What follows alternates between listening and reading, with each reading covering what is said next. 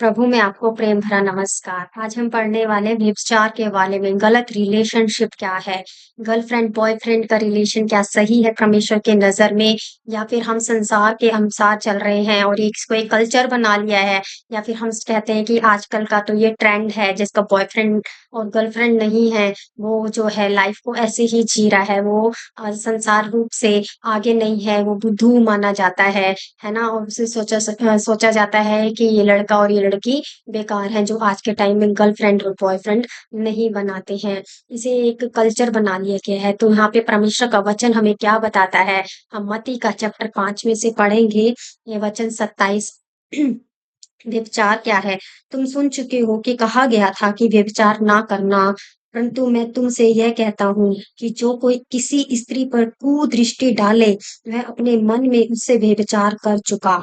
Hallelujah! देखिए यहाँ परमेश्वर का वचन कितना ही कठोर है, कितना ही सत्य है, कितना ही पवित्र है। मैंने जैसे कि लास्ट वीडियो में भी बताया कि परमेश्वर हमारी जड़ से हर एक बुराई का अंत करना चाहते हैं। यहाँ पे परमेश्वर ने कहा है कि केवल रिलेशनशिप नहीं, कि अगर हम साथ में दोस्ती कर ले और चले जाएं कहीं घूमे फिरे, केवल इसी को ही नहीं, अगर हमने किसी भी लड़का या लड़की को देख के मन में विचार भी कर लिया उसके प्रति, तो हमने व्यभिचार कर लिया, हमने गलत रिलेशन बना लिया, क्योंकि उसकी जो हमने देख कर हमारे मन में उसके प्रति जो भी विचार आया उसके प्रति, है ना? कि ये लड़का कितना सुंदर है, ये लड़का कितना स्मार्ट है, ये लड़की कितनी सुंदर है, कितनी ब्यूटीफुल है ना? अगर इसके इसके साथ मैं डेट पे जाऊँ तो कितना मुझे अच्छा लगेगा, है ना? तो इसका मतलब हमने उसके साथ विचार भी कर लिया, उसके साथ घूमने का भी, और उसकी सुंदरता को हमने निहार लिया, लड़के की हैंडसम को हमने उसे अच्छे से जाँच लिया, तो हमने क्या कर दिया? एक गलत काम कर दिया, पाप कर दिया है।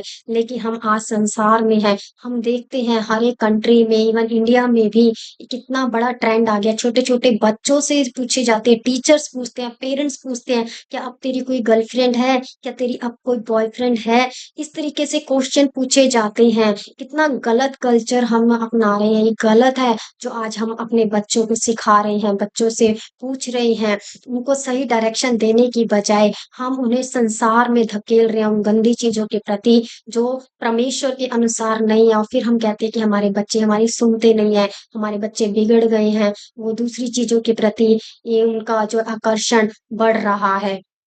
तो यहाँ पे परमेश्वर पूरी तरीके से कहते हैं कि अगर किसी ने किसी को देख भी लिया, विचार भी कर लिया, तो गलत रिलेशन बना लिया, ठीक है? और यदि तेरी दाहिने हाथ तुझे ठोकर खिलाए, तो तू उसे निकाल कर फेंक दे, क्योंकि तेरे लिए यही भला है कि तेरे अंगों में से एक नष्ट हो जाए और तेरा सारा शरीर नरक में ना डाला जाए।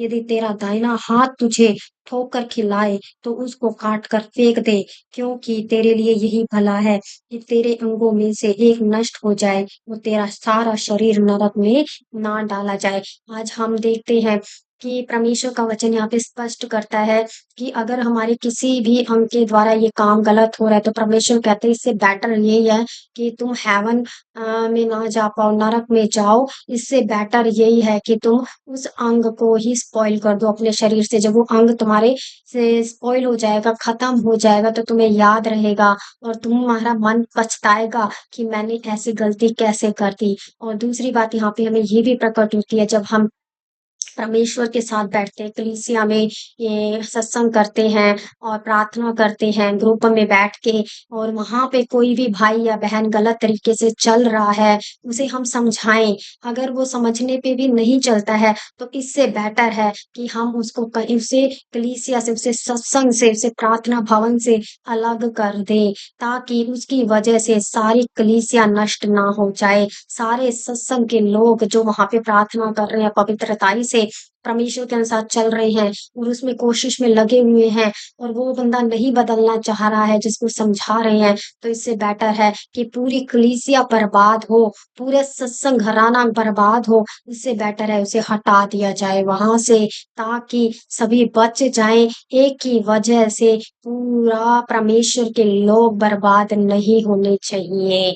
हालेलुया! यहाँ पे परमेश्वर का वचन स्पष्ट करता है, हमें बहुत शुद्धता और पवित्रता से चलना है। हम इस लायक नहीं है, लेकिन हमें परमेश्वर से माँगना है कि प्रभु मेरे अंदर ये कमी है, मैं ये नहीं करना चाहता, मैं ये नहीं करना चाहती, मैं व्यभिचार नहीं करना चाहती, मेरे मन में गलत विचार आते हैं नवयुवक में, जो जवान लोग होते हैं, जवान लड़के-लड़कियाँ होती हैं, एक-दूसरे को देख के मन खुश होता है, एक-दूसरे के साथ चलने का मन करता है, फ्रेंडशिप करने का मन करता है।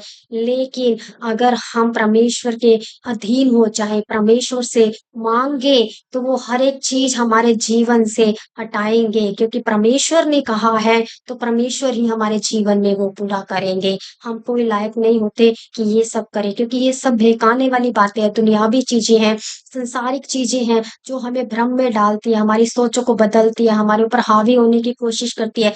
ये संसार के में एक शैतान ने नया रूप ले लिया है, इसे हम नया फैशन समझने लगते हैं, जबकि यही फैशन जो है हमारे जीवनों को बिल्कुल स्पॉइल कर रहा है, बर्बाद कर रहा है, हमें गलत रास्ते पे लेके जा रहा है, हमारा जीवन का डायरेक्शन बदल जाता है।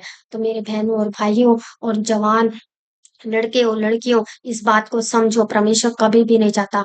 जैसे कि हम वचन में पढ़ते हैं, आदम और हव्वा को परमेश्वर ने बनाया, तो लड़के और लड़की के लिए लड़के को पहले से ही परमेश्वर ने लड़की के लिए तैयार किया हुआ है। पहले लड़का आया तभी लड़की आई, पहले आदम का जन्म हुआ और फिर उसके बाद हव्वा को वो बनाया ताकि उसका साथ साथी दे। तो हमें उस वक़्त तक इंतज़ार करना है कि जो भी परमेश्वर ने मेरे लिए पार्टनर तैयार किया है, हमें उसका इंतज़ार करना है और प्रार्थना करनी है कि प्रभु भी सही समय पे सही व्यक्ति को हमारे सामने लेकर आए।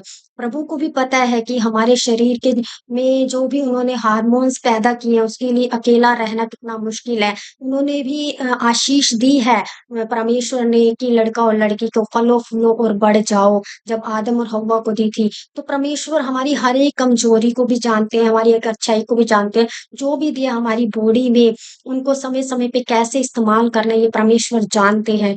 परमेश्वर उनके ने अपने सबके लिए एक-एक जोड़ा तैयार किया है। परमेश्वर के वचन में भी लिखा है कि कोई भी बिना जोड़े के नहीं रहेगा। आज के टाइम में कई बच्चे डिसीज़न लेते हैं कि हम शादी नहीं करेंगे, लेकिन जो नहीं करना चाहते परमेश्वर ने कहा है ठीक है वो मेरे लिए मेरे साथ चले, इधर-उधर ना ताके। अगर वो नहीं सह सकते और नहीं बर्दाश्त कर सकते, इधर-उधर भटक जाते हैं, गलत रास्तों पे चले जाते हैं, तो इससे बेटर है कि वो विवाह करें। तो परमेश्वर ने जोड़ा हमेशा सबके लिए तैयार किया है। उस समय का इंतज़ार करें प्रार्थना के साथ, सही समय पे परमेश्वर आपके जीवन में आपके मुताबिक उस पार्टनर को ज़रूर मिलवाएँगे। तो ये गलत रिलेशन में ना पड़े। प्रभु का जो समय है वो हर एक चीज़ के लिए निश्चित है, उस समय का इंतज़ार करें। प्रभु इस वीडियो के द्वारा आपको आशीष करे। God bless you.